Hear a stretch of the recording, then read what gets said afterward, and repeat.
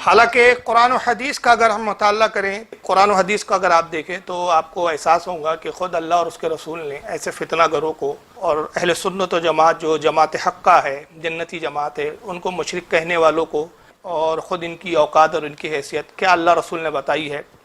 تو آئیے میں ایک حدیث کے تحت یہاں سے گفتگو شروع کرتا ہوں کہ آپ دیکھیں کہ خود حدیث میں ان کا حشر کیا ہے۔ چنانچہ میرے ہاتھ میں ایک کتاب ہے اس وقت، یہ تفسیر ابن کثیر ہے۔ یہ ابن کثیر، حالانکہ یہ حدیث جو میں دکھا رہا ہوں یہ بہت ساری حدیث کی کتابوں میں آئی ہے، حالانکہ قرآن عظیم کی تفسیر ہے یہ، لیکن میں اس تفسیر کے حوالے سے اور اسی کا متن میں اس لیے پڑھوں گا چونکہ غیر مقلدین نام نہاد اہل حدیث فرقہ ہو یا دیوبندی ہو، دونوں حضرات کے نزدیک یہ کتاب بڑی معتبر ہے، کیونکہ یہ حافظ ابن کثیر کی تفسیر ہے قرآن کی، متعدد جلدوں میں آتی ہے، یہ اس کی جلد نمبر 3 ہے، اور انشاءاللہ میں آگے بتاؤں گا کہ یہ حدیث پاک کن کن کتابوں میں آئی ہے۔ تفسیر ابن کثیر کی جلد نمبر 3، پارہ نمبر 9، سورہ اعراف، آیت نمبر 175۔ رب تبارک و تعالیٰ سورہ اعراف کی آیت 175 میں ارشاد فرماتا ہے وَاتْلُ عَلَيْهِمْ نَبَأَ الَّذِي آتَيْنَاهُ آيَاتِنَا فَانْسَلَخَ مِنْهَا إِلَى آخِرِهِ۔ یہ پوری مکمل آیت ہے جس کا ترجمہ اور مفہوم یہ ہے کہ اللہ فرماتا ہے کہ اور اے محبوب انہیں اس شخص کا حال سناؤ جسے ہم نے اپنی آیتیں دی تو وہ ان سے صاف نکل گیا، پھر شیطان اس کے پیچھے لگ گیا تو وہ گمراہوں میں شامل ہو گیا۔ یہ ایک شخص کا ذکر کیا جا رہا ہے، اگر میں اس کی تفسیر میں جاؤں کہ یہ کس کے تعلق سے آیت کریمہ آئی اور کس واقعے کی طرف اشارہ کیا گیا تو بات لمبی ہو جائیں گی، بس اتنا ہی ابھی سمجھ لیں آپ کہ رب تبارک و تعالیٰ اپنے محبوب نبی کریم صلی اللہ تعالی وسلم سے ارشاد فرما رہا ہے کہ میرے حبیب ایک پچھلا واقعہ گزر چکا ہے، اس شخص کا حال سناؤ آپ اس قوم کو کہ جس کو ہم نے جب کی آیتیں دی، ہم نے اس کو آیتوں سے یہاں مراد قرآن کے آیتیں سے وہ نازل کی آیتیں نہیں ہیں، بلکہ آیت سے مراد یہاں کرامات ہے، ہم نے اس کو کرامات دی، اس کو خوبیاں عطا کی اور ہم نے اس کو مطلب حق سے واقف کروایا، لیکن ہوا کیا کہ شیطان نے اس کو ورگلا دیا تو شیطان نے اس کو گمراہوں میں شامل کر دیا۔ اس شخص کا حال سناؤ۔ اس آیت کے تحت حافظ ابن کثیر حدیث سے پاک نقل کر رہے ہیں، اور حافظ ابن کثیر کے الفاظ یہ کہتے ہیں ان حذیفہ یعنی ابن الیمانی رضی اللہ عنہ حدثہ قال، کہتے ہیں کہ حضرت حذیفہ رضی اللہ تعالیٰ عنہ جنہیں ابن الیمان کہا جاتا ہے، ان سے یہ روایت ہے اور وہ حدیث بیان کرتے ہوئے کہتے ہیں قال رسول اللہ صلی اللہ علیہ وسلم، کہ اللہ کے نبی اللہ کے رسول صلی اللہ تعالی وسلم نے ارشاد فرمایا ان مما اتخوف علیکم رجل قرأ القرآن، آقا فرماتے کہ لوگوں مجھے اپنی قوم پر اپنی امت پر اس شخص کا خوف ہے، اس شخص کے بارے میں اندیشہ ظاہر کرتا ہوں کہ جو قرآن کی خوب تلاوت کرے گا، قرآن کو خوب پڑھے گا۔ ایک قاری قرآن کے بارے میں اللہ کے نبی ارشاد فرما رہے ہیں کہ مجھے اپنی قوم پر اندیشہ ہے ایسے شخص کا، ایسے لوگوں کا، ایسی جماعت کا کہ جو قرآن خوب پڑھیں گے، اور قرآن پڑھنے کا نتیجہ کیا ہوگا آگے فرماتے حتیٰ اذا رویت بہجت علیہ، کہ قرآن پڑھنے سے ان کی قرآن کی جو رونق ہے ان کے چہروں سے ظاہر ہونے لگیں گی، ان کے چہرے بظاہر روشن نظر آنے لگیں گے اور ان کے چہروں سے ظاہر ہوگا کہ دیکھیں یہ قاری قرآن ہے، بڑے سوار کے قرآن پڑھیں گے، بڑی خوبی کے ساتھ قرآن پڑھیں گے، بڑے اچھے تلفظ کے ساتھ قرآن پڑھیں گے، بڑے بہترین مخارج کے ساتھ قرآن پڑھیں گے اور بالکل حروفوں کو صحیح طور پہ ادا کریں گے، اور نتیجہ یہ ہوگا کہ ان کو دیکھ کر لوگ کہیں گے کہ دیکھیں صاحب یہ قاری قرآن ہے۔ قاری قرآن ہونے کی جو رونق ہے، قرآن کی تلاوت کی جو چمک اور دمک ہے، ان کے چہروں سے ظاہر ہوں گی، حتیٰ اذا رویت بہجت علیہ، یعنی ان کے چہروں سے وہ رونق ظاہر ہوں گی۔ وَقَانَا رِدُ الْإِسْلَامِ، اور وہ لوگ پھر اسلام کی چادر کو بھی اوڑھ لیں گے، وہ شخص ایسا ہوگا کہ جو اسلام کی چادر کو بھی اوڑھ لیں گا، گویا سر سے پیر تک وہ سراپا اسلام میں ڈھلا ہوا نظر آئے گا۔ اب اندازہ لگائیے ایسے شخص کے بارے میں آپ کیسے شبہ کر سکتے ہیں کہ جو قرآن کا بہترین قاری ہو، قرآن پڑھنے کی اور قرآن کی تلاوت اس کے چہرے سے ظاہر ہوتی ہو، رونق ظاہر ہوتی ہو، اور سراپا جو ہے سر سے پیر تک اسلامی میں ڈھلا ہوا نظر آتا ہو، اس کا حلیہ اسلامی، اس کا چہرہ اسلامی، اس کا لباس اسلامی، غرض کے سراپا وہ اسلامی نظر آ رہا ہے۔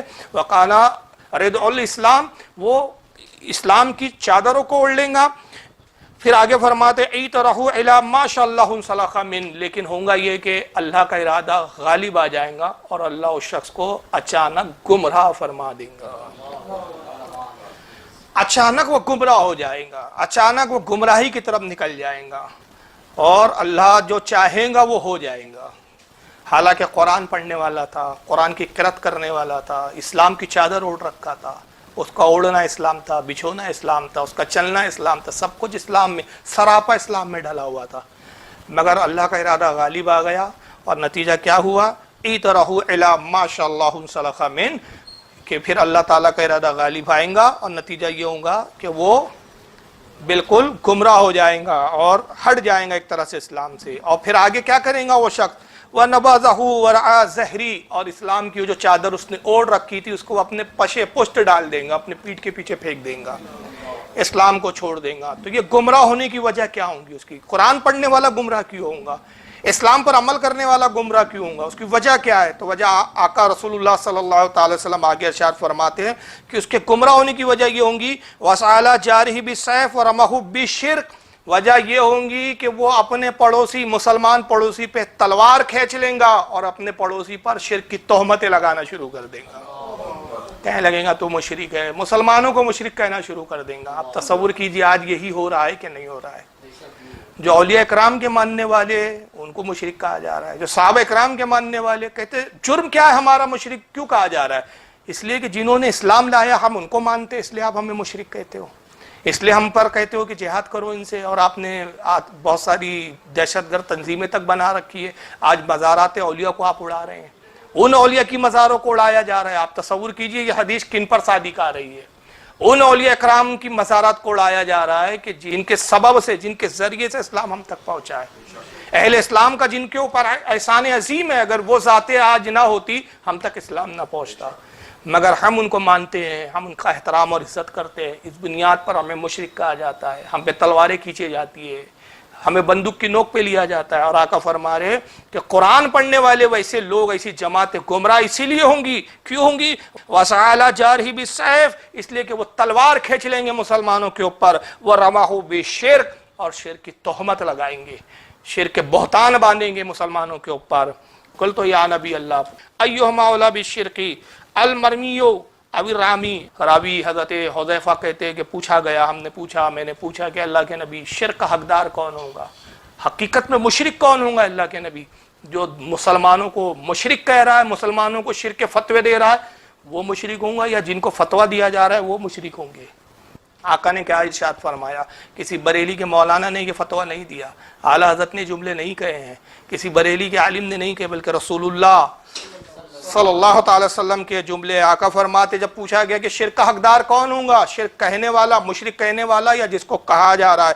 قالا بل الرامی. آقا نے فرمایا کہ وہی پکا مشرک ہوں گا جو خود مسلمانوں کو مشرک کہہ رہا ہوگا، جو لوگوں کو مشرک کہہ رہا ہے، جو جماعت حقہ کو مشرک کہیں گا اور شرک کی تہمتیں لگائیں گا، وہ خود پکا مشرک ہوں گا. تو اب ہم ان کو مشرک نہیں کہہ رہے ہیں، ہم ان کو کافر نہیں کہہ رہے ہیں، یہ نبی پاک صلی اللہ تعالی وسلم کہہ رہے ہیں کہ تم خود کافر ہو جاتے ہو، تم خود مشرک ہو جاتے ہو. اسی لیے آج کا موضوع کیا ہے؟ وہ ہمیں مشرک کہہ کر خود مشرک ہو گیا. حافظ ابن کثیر اس حدیث کو لکھنے کے بعد کہتے ہیں اسناد جید، اس کی سند جید ہے، یعنی یہ حدیث ضعیف نہیں ہے بلکہ اس کی سند کیسی ہے؟ جید ہے. پھر اس حدیث کو کتنے اور لوگوں نے لکھا وہ بھی حوالے سماعت فرما لیں. صرف حافظ ابن کثیر نہیں ہے، باقی کتابیں بھی یہاں موجود ہے. لیکن میں ابتدا میں عرض کر چکا کہ حافظ ابن کثیر کی تفسیر قرآن کے حوالے سے میں نے اس لیے بتایا کہ غیروں کو ان کی تفسیر پہ زیادہ اعتماد ہوتا ہے بنسبت دوسری کتابوں کے. حالانکہ اس کو امام بخاری نے بھی لکھا ہے اپنی کتاب التاریخ الکبیر کے اندر، ان کی جرح و تعدیل اسماء و رجال پر یہ کتاب ہے التاریخ الکبیر، جلد نمبر 4 صفحہ نمبر 301، رجال نمبر 2907 کے تحت. حضرت امام طحاوی رحمۃ اللہ تعالی علیہ نے بھی اس کو اپنی کتاب مشکل الآثار جلد نمبر 2 صفحہ 324 حدیث نمبر 869 پہ اس کو نقل کیا ہے. حضرت امام ابن حبان نے اپنی الصحیح میں اس کو لایا جلد نمبر 1 صفحہ 280 حدیث نمبر 81. اور امام ابن حبان رحمۃ اللہ تعالیٰ علیہ کہتے ہیں کہ حسن، اس کی سند جو ہے حسن ہے. یہاں ابن حبان بھی اتفاق سے رکھی ہے.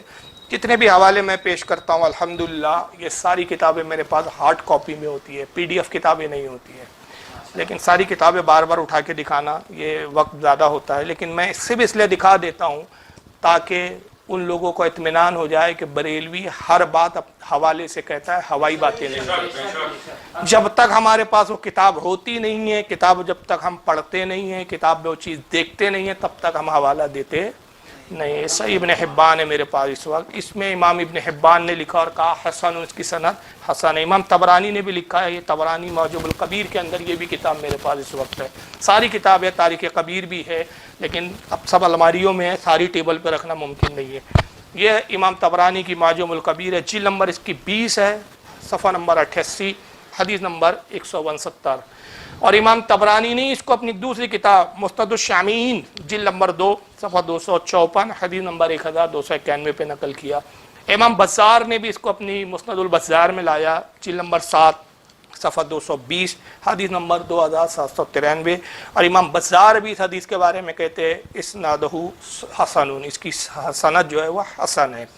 حضرت امام یعقوب بن سفیان الفساوی اپنی کتاب المعرفت والتاریخ جلد نمبر 2 صفحہ 358 پر اس کو نقل کرتے ہیں۔ اس کو امام ابن حسام الدین ہندی نے اپنی کتاب کنز العمال جلد نمبر 11 صفحہ 236 حدیث نمبر 31362 پہ نقل کیا۔ اس کو امام حیثمی نے اپنی کتاب مجمع الزوائد جلد نمبر 1 صفحہ 255 حدیث نمبر 890 پہ نقل کیا، اور امام حیثمی بھی اس حدیث کے بارے میں کہتے ہیں اسنادہ حسن، اس کی سند حسن ہے۔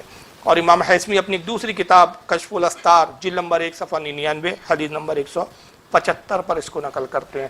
تو پہلی حدیث آپ نے سماعت فرما لی کہ آقا نے فرمایا کہ ایک شخص وہ ہوگا جو قرآن پڑھے گا، اسلام کی چادر اوڑھے گا، لیکن اللہ کا ارادہ جب غالب آ جائے گا اسلام کی چادر کو اپنے پیٹھ کے پیچھے اتار پھینکے گا اور مسلمانوں پہ شرک کی تہمتیں لگانا شروع کر دیں گا۔